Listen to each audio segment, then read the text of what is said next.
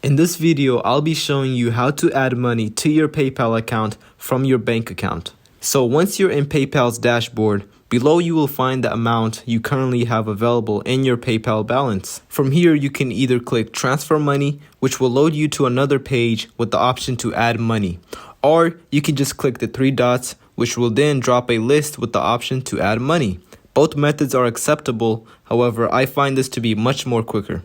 So once you click Add Money, it'll show all of your bank accounts that are linked to your PayPal. And for those who haven't added their bank accounts to their PayPal yet, then you'll most likely see an option to link your bank.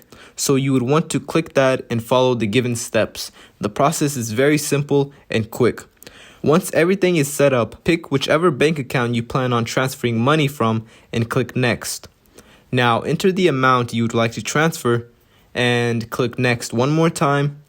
This will take you to the final review page. Make sure everything is correct, and if so, then you may go ahead and click Add. And you're all done.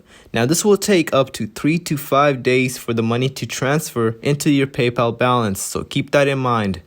Thank you guys for watching. If you found this to be helpful, then please like the video and subscribe for more useful tips. Thank you and have a great day.